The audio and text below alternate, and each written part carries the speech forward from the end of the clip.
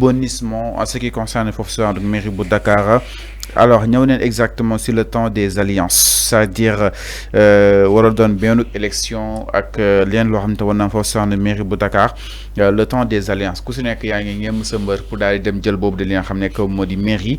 Alors, jangat bi moy pourquoi mairie de Dakar mu def l'objet d'une convoitise si extrême peut-être parce que quoi qu'on peut sûr à travers mairie bi taxna ñu bari dal di yeewaat si wàllu politique concrètement mairie bu Dakar lan la am ba mu war a def bii de objet de convoitise. Mais Fallou, tu as même la réponse devant toi.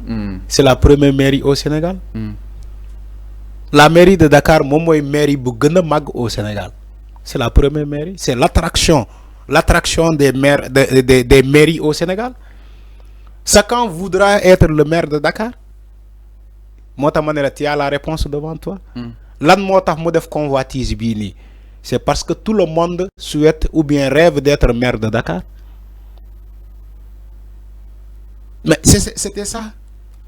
Et il y a aussi plus d'avantages de cette mairie-là que les autres mairies. Même Payor Bissa, le salaire. Si le maire de Dakar est payé presque 1 million et quelques, mais le maire de Sangalkam est payé 300 000. Il est payé 300 000 le maire de Sangalkam ou 250 000. Là où le maire de Dakar est payé 1 million à 900 ou bien 900 000 ou 1 million. Je vais juste exemple. La mairie de Dakar, le budget c'est quoi? Le budget de la mairie de Dakar c'est combien de milliards? C'est combien de milliards? Je ne dis pas de millions, de milliards. Est-ce que les autres mairies, ils ont ce budget-là, le budget de la mairie de Dakar? Parce que le budget de la mairie de Dakar, c'est des milliards. Hein? C'est des milliards. C'est des milliards. Moi, je tapé fi Khalifa Sall qui détournement, ouais, voilà, la caisse d'avance de la mairie de Dakar. Parce que c'est l'attraction. Que le maire gagne. Ils sont dans les concertations pour former des coalitions ou bien former des groupements. Quand moi wara voter pour man, kay voter pour man, si nous voter ni la lay def, c'est l'ère des promesses. C'est ça la promesse. Si le conseil municipal kay nga voter man, kay nga rejoindre suñu camp, suñu gagner on va gouverner ensemble. Dama lay nommer tel. C'est comme ça. Malheureusement, seuls les conseillers municipaux ñoo mëna voter. On va pas reprendre cette élection pour dire à tous les Dakarois kay leen ngeen voter. Malheureusement, c'est le conseil municipal qui se réunit et qui vote. Okay. Maintenant, il va falloir convaincre ces membres-là du conseil municipal. Amna mom corruption mom mu ngi fay daw mom. Corruption mom mu ngi fay daw mom. Ay guerre ay nit pour ñu voter là. Alors, bataille légui si il y a des opposants milliardaires là-bas qui veulent candidater pour la mairie de Dakar, amna mom dinañu génné sen xaliss mom. Dinañu génné sen milliards yi mom. Alors bataille ak li nga xamné que modi mairie bi exactement de maa ngi dégg ñom ki nga xamné que modi Père Doudou entre autres ñom ñëpp ñi wax que ni il serait judicieux suñu xol le mot revient pour ñu bàyyi li nga xamné que modi la décision de la Cour suprême génn en attendant ñuy amal li nga xamné que modi ñom Doudou Wade entre autres c'est-à-dire ñoo xam ni am nañ expérience ci wàllu ko loolu noonu wàllu ko député maire entre autres jàpp nañ que ne bu ñu changé waaye itam ngeen leen gën a jox worma li nga xamné que modi la Cour suprême ba njàng si daal def par rapport ak ñi jàpp ni il faut que Cour suprême daal mu daal joxe li nga xamné que modi sa décision ñu xool fan la ñuy aw. Ama ñi nga wax ni seen xalaat la ñuy joxe. Il n'est pas interdit à quelqu'un de donner son opinion. Mais ils ont non li ñuy wax ni basé wu ci benn loi. am nañ expérience déedéet amul benn du Fallou expérience moo tardé Sénégal. Expérience bi ngeen di wax ni moo tardé Sénégal moo retardé Sénégal ñi jàpp ni que way ay diw am na expérience yàgg na ci politique fan la jëlee Sénégal fan la yóbbu Sénégal. ñi ngeen di wooyee ni ay borom xam-xam dañoo yàgg politique dañoo yàgg lii dañoo yàgg lii ñoom ñoo sàcc xaalis Sénégal ba Sénégal mënul bouger moo tax quand tu me parles de ces vieux là tu me dis waaye am nañu expérience ils sont là depuis 1960 Sénégal fan la est-ce que Sénégal pousse na passe na paasul Poussoul passoul. Pourtant, ces vieux que tu déclares là, ils sont là depuis 1960. Ngour bu ñëw ñu ànd ak moom. Ils étaient là depuis Senghor. Tu me parles de Doudou Wade. Doudou Wade yàgg na fi. Ils sont là depuis Senghor. Abdou Diouf, Ablaye Wade, Macky Sall, Betty Diomaye. 2029, ils seront là avec quelqu'un d'autre. Ces vieux-là sont toujours là. Sénégal, moussoul pousse, moussoul passe. Bougéoul. Au contraire, le Sénégal recule. Day avancer ben pas, mou reculer ben pas. Lolo moy Sénégal. Il est temps qu'on se il faut arrêter ces choses-là. Ils ont dit qu'il serait judicieux sans donner même l'article qui le dit. C'est pas des textes.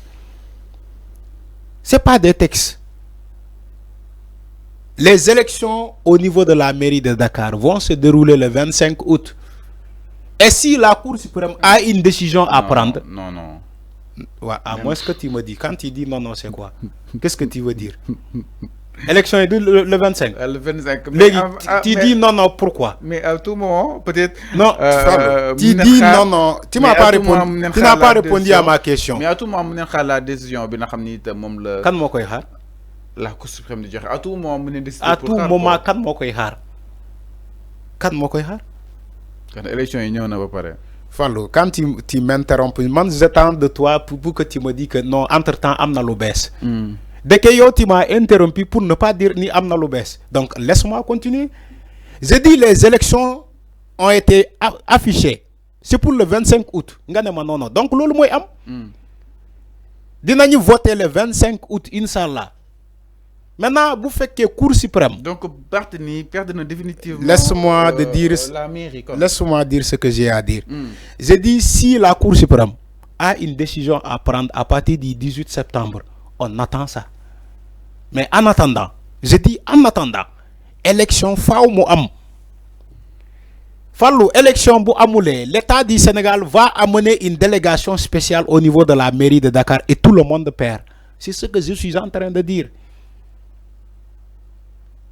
Est-ce que pourquoi le bureau municipal de la mairie de Dakar s'est réuni et ils ont affiché la date du 25?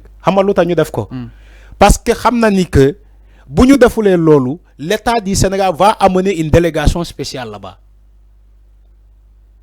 Ils ont les informations. Et maintenant, quand il me dit que ouais, Doudou Wade nene, c'est Doudou Wade qui l'a dit.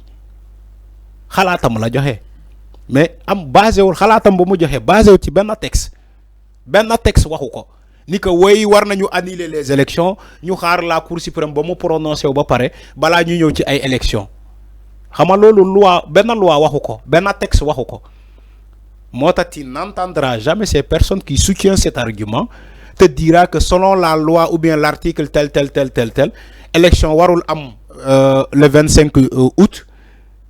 Tant que Cour suprême a une décision, personne ne va te le dire parce que amul loi bu ko wax amul article bu ko wax amul loi lan la wax ni que élection warna am te ñu xam kan moy maire de Dakar loi loolu la wax xama benen loi bi lan la wax ni que la Cour suprême est le dernier rempart des juridictions au Sénégal loi loolu la wax ni que Cour suprême mom moy le tribunal à prendre les dernières décisions loolu loi moko wax article mën nga ko ci génné mais do génné article du fait que élection war nañu ko amal au niveau de la mairie de Dakar ñu né non article bi mo né nañu suspendre élection yi ba Cour suprême joxé verdict comme le 18 septembre c'est faux képp ku ko wax opinion am la joxé xalaatam la joxé selon man sama gis-gis ni la bëgg ñu défé ko ñi accepter la sa xalaat mais il s'est trouvé que la date a déjà été affichée. Donc Barth doit se rendre à quand même l'évidence. Mais il doit garder son mal en patience. Bu fekkee gëm na moom Barthélémy Dias bu fekkee gëm na te yaakaar na Cour suprême peut-être mën na espérer mais man li ma koy xelal mooy mu dem préparer wu pour 2027. Si il veut reprendre la mairie de Dakar, il va aller battre campagne pour 2027. Il revient. C'est comme ça qu'on fait. Moi, je sais que la Cour suprême ne va pas casser la décision préfectorale. Parce que la décision du préfet est basée sur une loi. La Cour suprême est là pour des lois. Tu crois que le préfet de Fokhaïni ni mune Barthélémy Diaz je te déçois de la mairie de Dakar? Te loi waxu ko.